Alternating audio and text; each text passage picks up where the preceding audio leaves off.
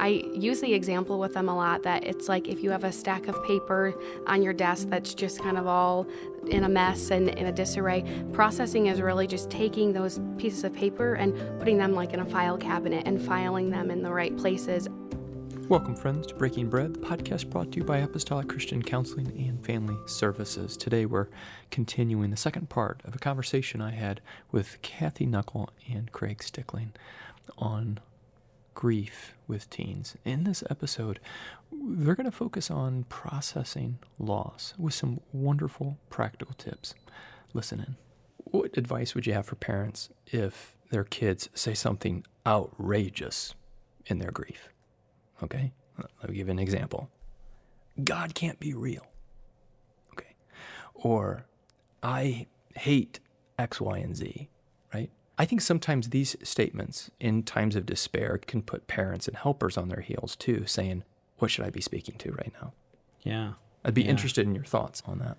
Well, I think Kathy's an expert in the unanswerable questions, so I'm going to let her fire away on this. Fortunately, she's in the room. Yeah. I would say one of the biggest things there as parents, just being able to take these statements kind of in stride when teens are saying these things and being able to reflect on them and come back and revisit them at a time that you're not feeling emotionally charged by what is being said. I think that kind of space around that is important. So you're really saying choose your timing. Yes. And there's times that we're sharing a thought or a feeling, and we don't necessarily want an answer at that point. We don't want our spouse or a friend or a coworker to sit down and say, oh, okay, here's where your thinking is flawed. Let me correct it for you. Sometimes we're just good just to express. And when our kids say some of those outrageous things, kind of like Kathy said, we acknowledge that and appreciate their sharing and to say, I appreciate that. Let's connect again. I might fold in a couple of things that you've said even, right? Lack of experience, lack of perspective, and all of this, and they have got this emotion that they're trying to communicate with no vocabulary to do it. Now, nothing's sufficient. I don't have the sufficient vocabulary to address, right? And so sometimes it comes out in not the best chosen words. Is that fair enough to say? Yeah. I remember once we had a couple of our students, had gone on to the high school, but they were killed in an accident. And I was having some groups of kids in my room, and they were just talking through. And I so clearly remember this young man, so right about 13, 14, right? And it was just like you watched in his brain the lights come on. And I remember him so clearly, still to this day, he goes, so if all we're going to do is end up dying, what is the point of living? And I still remember that. And I could have given him lots of points to answer that question, but that wasn't what he was looking for. He was coming to conclusions, some fabulous, insightful conclusions, right? And giving him that opportunity to reflect on that. An answer would have lost that moment for him. Interesting. So what did you do? I think that's a perfect example. Yeah. Well, kind of like what Kathy said, you affirm and you acknowledge what they say, right? And affirm doesn't always mean that, oh, you're right on, but affirm that you heard them and that you heard that statement. And so sometimes you reflect just, I just heard you say that. You know what? That really is a powerful thought. There's a lot in that. What's your next thought after that? Or how does that package your feelings? What feelings go along with that? So you take it and you just kind of say, let's just go one more step with that. What I really liked, though, Craig, by that example, is you heard something different than what I heard in that question, in that exclamation. You heard a soul that was in grief and processing the deep realities for the first time. Yeah. Right? Yeah. And I'm like thinking apologetics, right? Yeah. I missed it. I missed the cue. I missed the point. And I think that's really valuable for all of us to hear. Really what you're suggesting is listen to the cry beneath the words, right? And retain, right? You mentioned timing. And retain that, right? And there'll be a time later on down the road when maybe the emotional intensity has kind of leveled out a bit to be able to come back to that. And to be able to say, you know what, I remember last month you mentioned this. I've really thought a lot about that. I'd like to share more with you on that. Wow, what a great message to your kids that first you remembered something that they told you.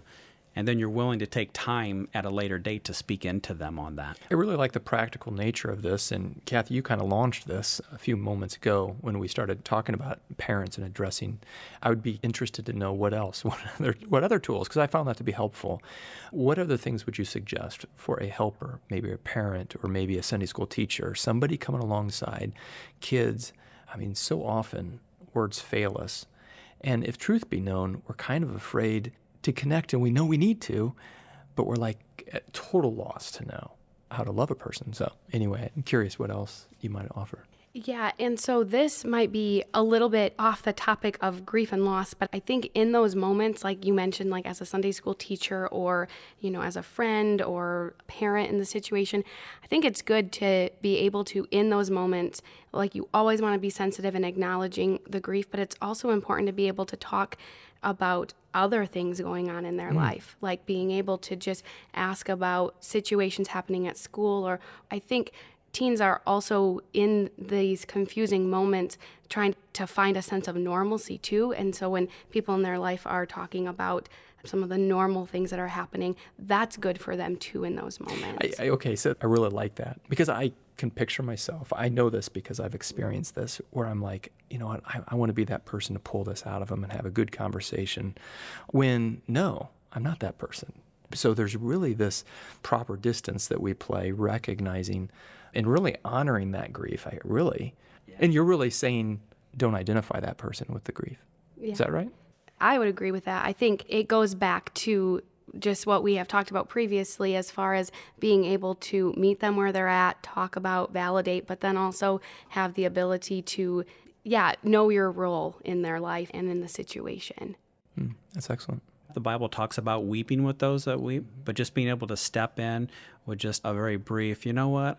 Oh, I'm so sorry for the loss. And then we ask, right? And then we ask and say, you know what, I'd love to be able to listen or be able to have a time to share with you sometime down the road, or maybe a lunch coming up or whatever on this a little bit more in detail, if you'd be interested in that, right? And then you kind of step away from that. You've given them your connection with them. Mm-hmm. You've also given them your You've said ear. You care. Yeah. But then you've stepped away from that, right? So they don't feel like at that moment, okay, I now have to be, in a counseling session, and so here goes everything. But to also acknowledge that with them, but also to, ask them and put it into their steps. Grief is far too tricky to assess, right, across the hall.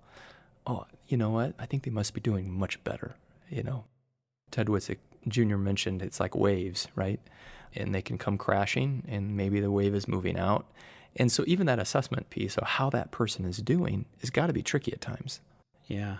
And some people really have the gift of remembrance. And you look at that season, that stage, and people process at different times. And for some, tremendous loss can be a year or two and feeling back, okay, I think life will be okay. But to remember the anniversary of something. Yeah. And to be able to come back right around that anniversary and just remember, you know what, I was thinking of your grandpa or your whatever last week. It's been a year, hasn't it? And you come and you connect with them, right? What a powerful tribute to that person when you make that just gentle connection with them on that. Yeah. I really like metrics. You mentioned a year.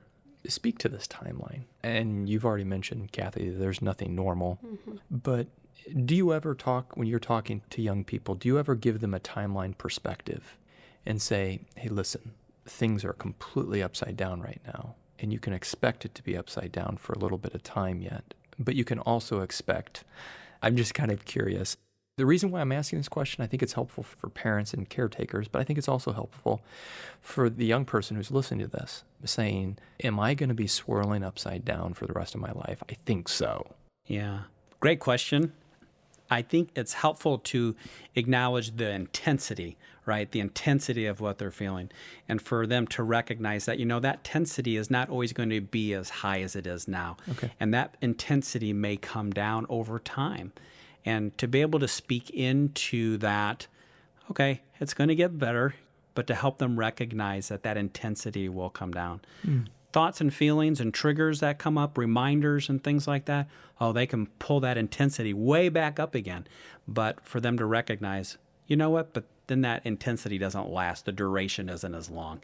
And so you start to get that shortening of the duration. I think that's really helpful. I think that, again, is, and you mentioned the adolescent mind doesn't, needs knowledge, doesn't have experience, so they might not have experienced those intensity changes.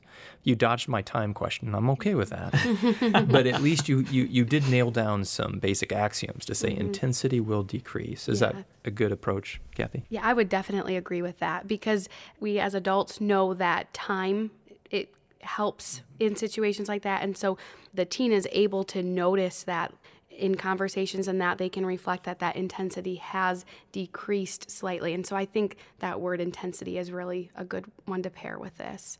Yeah.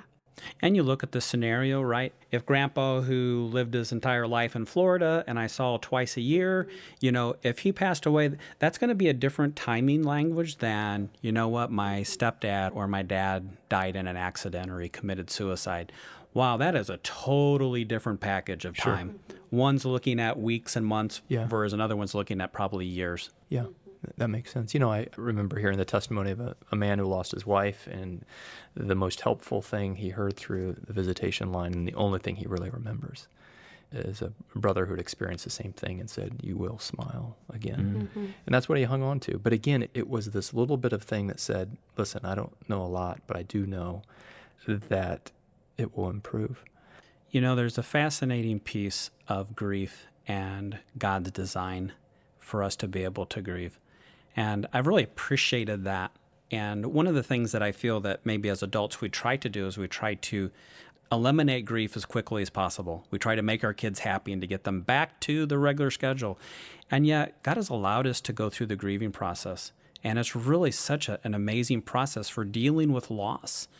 There's a uniqueness to it that's unlike any other thing. And so sometimes to not necessarily rush it, but to help our kids understand that loss really means something, and that what we do with the loss, that God has given us the ability, even though we hurt, even though it doesn't make sense, but God has allowed us to be able to go through this, to have this grieving process, because it's really about healing.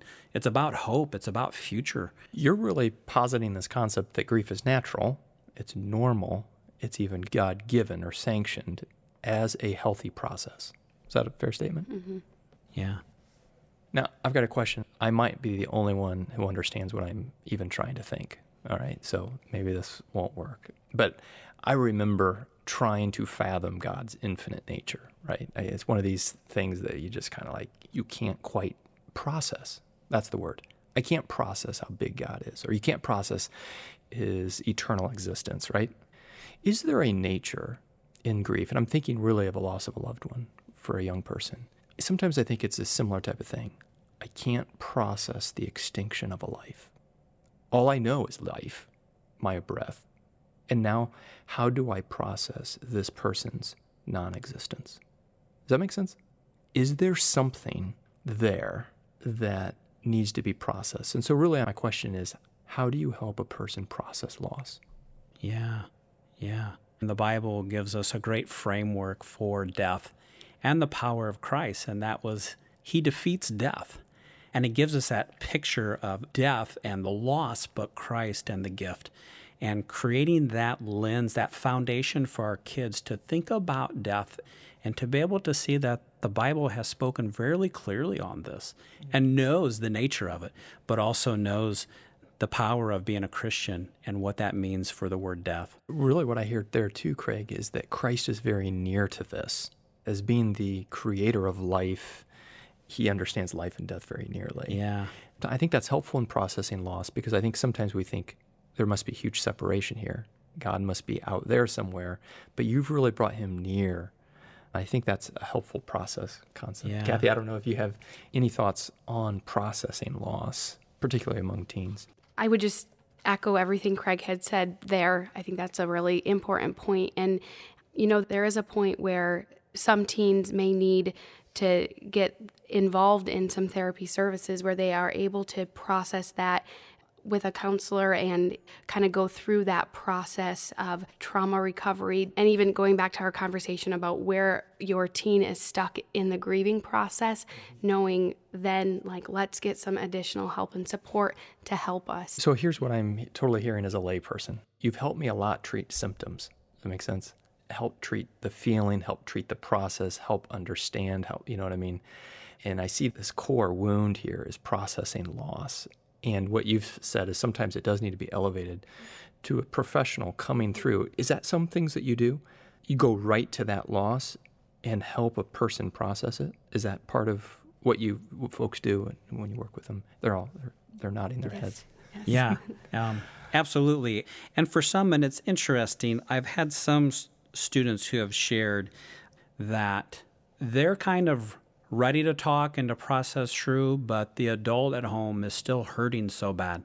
And so they don't share because they know that, well, I know mom is already hurting. Yeah. And for me to talk to her about this is worse. just going to make it worse. So in their mind, they're right trying to protect mom. So they don't share. And I know probably every mom out there would say, yeah, my feelings, I can put them aside or we can hurt together, but I want my child to share. And yet sometimes the reality is that a student or a child can benefit from some kind of almost an outside support that they don't feel like they have to respond to all their emotional elements as well. Yeah, that's good. Can I say this? You mentioned acceptance is kind of where that lands, that grief cycle. Would you say in order to come to a place of acceptance, there needs to be a processing of the loss? Yeah. I think without processing, grief isn't allowed to do what it's supposed to do, right? And that processing allows grief to take us through that season, take us through those steps. And when we skip that or we just say, oh, in my brain, shove that to the back, not going to feel sorry, I'm just going to eliminate it, it never allows the full grieving process to bear its full fruit in that regard. And the reason why I'm asking this question is because I think that's helpful if I'm a parent with a grieving child to have a bit on my radar. Are they processing the loss? Or are we just, as you said, push it aside, ignore? That's not healthy. Is that right? Yeah. Yeah, and the way I have always described with teens, like what it means to process or what the purpose of processing is, I use the example with them a lot that it's like if you have a stack of paper on your desk that's just kind of all in a mess and in a disarray, processing is really just taking those pieces of paper and putting them like in a file cabinet and filing them in the right places. And so that way, if it's the grieving over the loss of a loved one, you're able to pull the memories that you want to and at certain times, or be able to kind of talk through them and be able to share the happy memories without having the large emotional reaction to any thought, trigger, or memory. And so that's kind of where the processing comes in. I really love that graphic. I really like that, Kathy, because I think sometimes we're afraid that processing the loss means scooping up the papers and throwing it in the trash can. Right. And you're saying, no, it's not that at all. It's actually putting it in a tidy file so that it can bless you. Mm-hmm. Continue to bless you, as this person has always blessed you. Right. Something I found that goes along with the teen and grieving is that some teens might be very good verbally and expressing verbally. Some teens might be very good at having thoughts and being able to get those thoughts out, maybe on paper or sharing. And then there's some that's just hard. Both of those elements are hard. And then you look for the do. Okay, so what is something that we can do together that deals with this grieving process that isn't necessarily about, so tell me your thoughts or how are you feeling? But you're giving them the opportunity to do something. I found over and over and over that, you know what, they might not know what to say or how they're feeling, but if I can give them something to do, they feel like, okay, that is movement. I really like the doing. I think all of us are like, what do we do? Haven't we all said that in situations like this? What should we do? Kathy, what are some practical things that perhaps can help a young person cope with loss? To have them take their grief and all of the thoughts that they have or all of the feelings that they have and be able to do something active. Always a really good suggestion is doing things like journaling or drawing or being able to get up and change your environment. So if a teen is really struggling and they're at home in their bedroom, being able to have them come outside of their bedroom, maybe go for a walk or do something active in the house, just something that changes where they're at or what they're doing. Those are great suggestions. Yeah, I've found that art is a good way of connecting with what they're feeling and thinking. It doesn't require words or thoughts, but whatever medium, right? It could be pen and paper, it could be an art set, it could be just markers, it could be things that are just out in nature that you pull in and pull together, and working with sand. There's so many different varieties of that, but giving them some things to be able to do. I found something that's interesting is they think about this is, what was my last words to the person that is gone? And sometimes have them re-script that to say, okay, let's rewrite a letter. If you had the moment, and most people don't, but what would you like your last words to be? So they get to rewrite that ending, rewrite that script. Wow. I know some of my students, they speak often of, they go to the gravesite, and they go to, maybe on a remembrance or monthly or for a while or a year, and they go and they write a thought, or they take a balloon, they release a balloon. So it gives them something to do in that regards. Some people say, okay, we're going to do something in memory for our grandpa or for our lost loved one, and they find a project to create or to make or to do or to donate in that regards, and they do it in the remembrance of, right? So you're really giving them that brain something else to do, but they're giving them a chance to express by doing something. I really like that. Those are great suggestions. Kathy and Craig, our audience is experiencing this. There are parents with grieving children. Maybe there are young folks that are listening who have deep grief, and you've worked with many. And so my question to you is, have you seen young people on the other side of grief? Is there such a place? Craig? It is evident that there is another side, and that you see them make it to the other side. And it's a beautiful moment, whether in counseling or just in the school setting, to see kids that get to the other side. There is that recovery element. We have as God has given us the capacity to heal, and to be able to see that happen. Death is such a reminder of how to live life. And so there's a great reminder in that. There's a great hope that comes out of that, even at the hurt and even at the loss. But to be able to see that, and to be able to see that in our church family as well, so many that have gone through that, and they are the hope, right? And they live that, and to be reminded of that, and to help our kids see, what, it is possible. Yeah, that's neat. Kathy? Yeah, I definitely would just echo and agree with the things that Craig had just said. I think that absolutely, when you had said, do we see teens on the other side of this? We do.